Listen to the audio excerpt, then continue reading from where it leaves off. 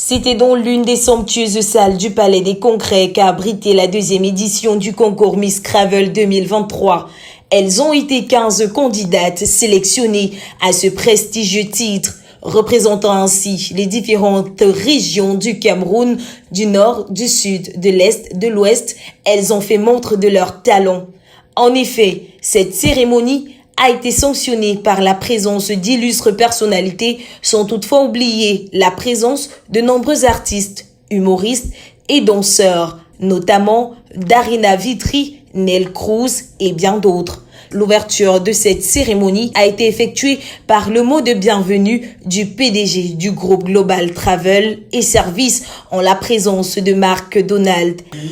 Pour célébrer la beauté, l'intelligence, mais surtout le savoir-faire, le savoir-être.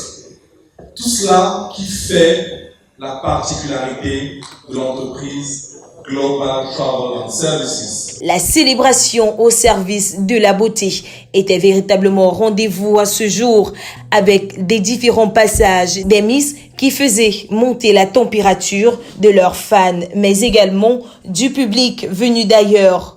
En outre, au travers de leur inspiration vestimentaire, elles ont fait montre de leur créativité. En effet, le premier passage fut en tenue traditionnelle, l'occasion pour ces belles créatures de magnifier la culture camerounaise. Puis s'en est suivi la tenue de créativité et pour terminer avec les tenues de ville.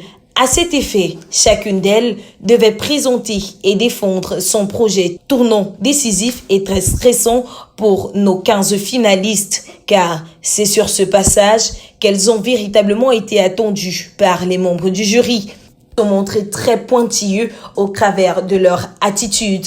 Des moments d'extase, de joie, d'animation ont meublé la cérémonie et c'est dans les encablures de 2 heures que fut sonné le son de fin de cloche de cette solennité. C'est avec impartialité que Mademoiselle Mbouek Princesse fut sacrée Miss Cravel Cameroun 2023. À ses côtés, la 3e, la 2e et la première dauphine fut couronnée. Cette 2e édition a été couronnée par une nouveauté car une 4e Miss a été sanctionnée pour sa créativité. Ce ne sera certainement pas les mains vides qu'elles rentreront, car pour la Miss, une somme de 300 000 sera à son actif, sans toutefois oublier sa formation en hôtesse de l'air et en voyage tout frais payé pour la direction Dubaï.